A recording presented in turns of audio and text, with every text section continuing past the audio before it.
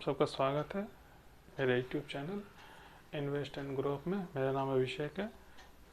मैंने अपने previous video में आप लोगों को बताया कि ETF का पोर्टफोलियो कैसे क्रिएट करते हैं, उसमें कौन कौन से ETF होने चाहिए कंपलसरी, और उन वीडियो में मैं आगे और भी बताऊंगा कि उसमें जब कंपलसरी वो ETF होने ही चाहिए, उसके अलावा और कौन कौन से और ETF हम उसमें रख सकते हैं, इस बारे में अपने अलग वीडियो में बताऊंगा। फिलहाल मैं उन ETF में कैसे ट्रेड करते हैं इसके बारे में, उस टॉपिक पे मैं आज डिस्कस करूंगा इसमें कि कैसे इन्वेस्ट करना शुरू करेंगे, जीरो से कैसे इन्वेस्ट करें। कोई नया इन्वेस्टर है तो वो कहाँ से शुरुआत करे, अगर उसके पास पैसे हैं तो वो कैसे कैसे इन्वेस्ट करना शुरू करे उन पाँचों ETF में।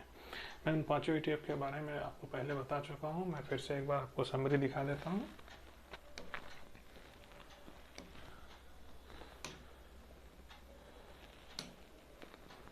वो 5 ETF थे, Nifty 20, bank 20, IT 20, silver 20 and gold 20। अब मैं इसमें ट्रेड कैसे लूँगा इसके बारे में आपको बताने जा रहा हूँ।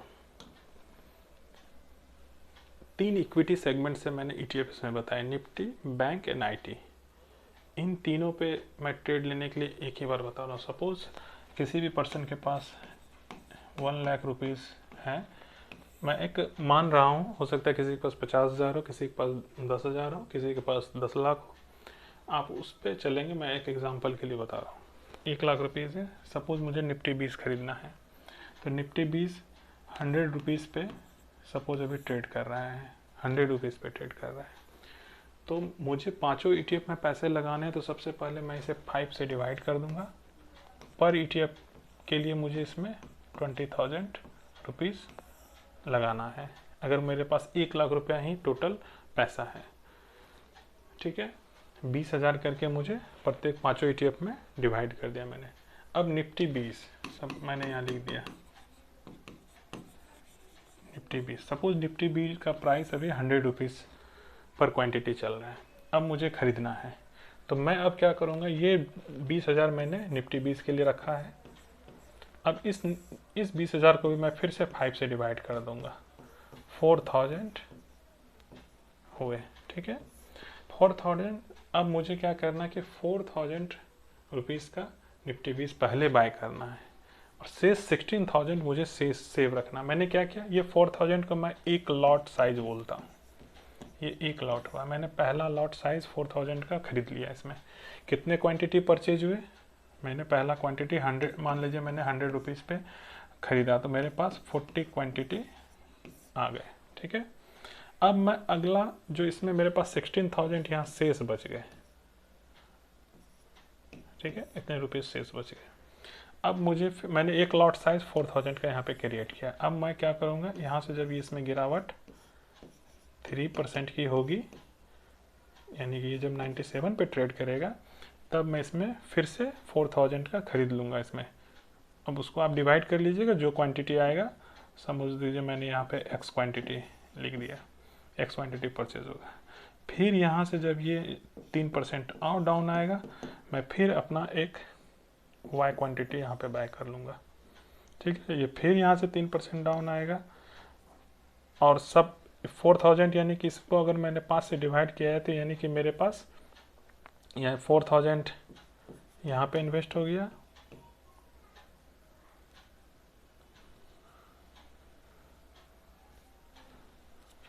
यहाँ पे इन्वेस्ट हो गया, 4,000 यहाँ पे भी इन्वेस्ट हो गया, और 4,000 यहाँ पे भी इन्वेस्ट हो गया। अब मेरे पास कितने बच गए,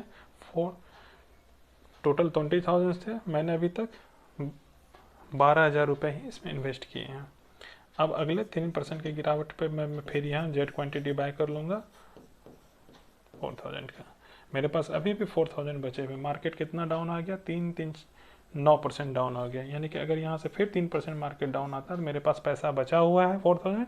मैं वहाँ से फिर से समझ लेता हूँ कि मैं कुछ भी मान लीजिए ए क्वांटिटी मैं यहाँ फिर से बाय कर सकता हूँ। अगले 3% की गिरावट पे मेरे पास 4,000 बचे हुए हैं। इसका कहने का मतलब ये है कि मुझे कभी भी एक बार में पूरा पैसा नहीं लगाना है, पैसे को अपने पास रखना है, क्योंकि हमें नहीं पता कि मार्केट कितना गिरेगा और कितना जाएगा।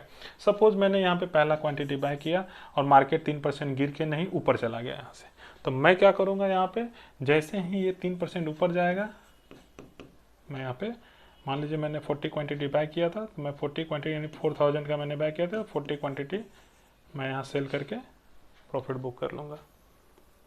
फिर मैं अगले दिन जो प्राइस मिलेगा मैं वहाँ बाय कर लूँगा एक लॉट 4000 का। यानी कि लॉट साइज़ पे हमें डिपेंड रहना है कि लॉट साइज़ उससे ज़्यादा बड़ा नहीं करना है। हाँ, अगर ये किसी के पास 10 लाख है तो वो अपना लॉट साइज़ उस तरह से 5 से डिवाइड करेंगे, जितना लॉट साइज़ आएगा उस तरह से अपना चलेंगे वो। तो ये मैंने कर लिया, ठीक है। प्रॉफिट यहाँ बुक, सपोज दैट मार्केट गिरते गिरते यहाँ तक आ गया, अब यहाँ से फिर रिवर्ट हो गया मार्केट, ठीक है। तो अब मेरे पास यहाँ टोटल सारा पैसा इन्वेस्ट हो गया, 20,000 यहाँ पे इन्वेस्ट हो चुका है। तो अब मैं क्या करूँगा कि मेरे पास 20,000 का सपोज मान लीजिए कि मेरे पास टोटल क्वांटिटी 200 क्वांटिटी जमा हो गए, ठीक है यहाँ पे। तो अब मैं क्या करूँगा, यहाँ से ऊपर जाने पे मार्केट क्या सारे क्वांटिटी पे एक साथ प्रॉफिट बुक कर लेगा? नहीं, क्योंकि हमें नहीं पता है कि मार्केट कितना ऊपर यहाँ से जाएगा।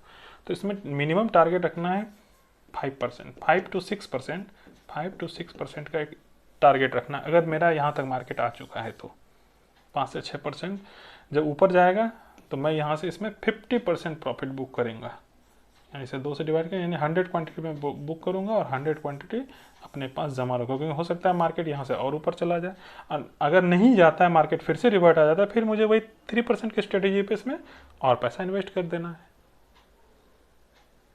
एक बार में टोटल क्वांटिटी कभी सेल नहीं करना है, क्योंकि मार्केट हो सकता है यहाँ से ऊपर चला जाए तो फिर मेरा नुकसान हो जाएगा। तो ये हमें ध्यान रखना है किसमें। और मैं आपको क्लियर बता देता हूँ कि किस बीज में कितने % की गिरावट पे मुझे प्रॉफिट बुक करना है, सॉरी कितने % की गिरावट पे मुझे इन्वेस्ट करना है, ये मैं आपको क्लियरली बता देता हूँ। जैसे कि निफ्टी बीज है, ठीक है, निफ्टी बीज में मिनिमम 3% की गिरावट पे इन्वेस्ट करना है, या 3, ठीक है। इसमें मिनिमम बैंक बीज में 4% की गिरावट पे हमें इन्वेस्ट करना है, आईटी बीज में भी 4% की गिरावट पे इन्वेस्ट करना है, लॉट साइज लगाना है। सिल्वर बीज में 4% की गिरावट पे और इसमें 3% की गिरावट। अब आप क्वेश्चन होगा कि किसी में 3 किसी में 4 क्यों लिए, क्योंकि ये निफ्टी बीज जो है इसमें सारे सेक्टर के स्टॉक होते हैं, इसलिए इसमें गिरावट कम होती है, इसलिए मैंने 3% का स्ट्रेटेजी लिया। ये सेक्टोरियल इंडेक्स है, इसमें गिरावट ज़्यादा होती है, इसलिए मैंने 4% लिया। ये भी सेक्टोरियल इंडेक्स है, 4% लिया। सिल्वर बीज में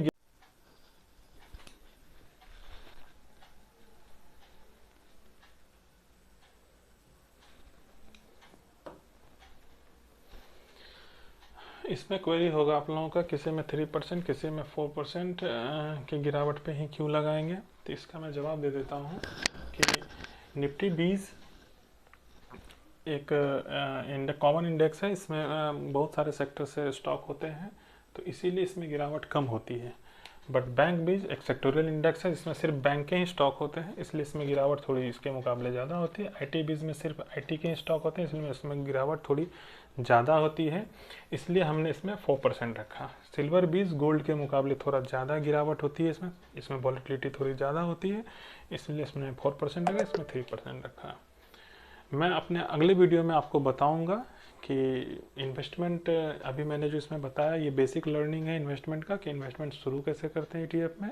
मैं अपने अगले वीडियो में आपको और डिटेल्स में बताऊंगा, चार्ट के एनालिसिस करके बताऊंगा कि चार्ट में कि क्यों 3% की गिरावट में मैंने लिया, 4% की क्यों लिया, वो मैंने आपको उसमें चार्ट में दिखा के समझाऊँगा, तो थोड़ी ज़्यादा समझ आएगी। फिलहाल मैंने अभी बताया है ताकि आप बेसिक से समझ सकें कि इन्वेस्टमेंट की शुरुआत कैसे करनी है। बाकी मैं आपको अगले वीडियो में बताऊंगा।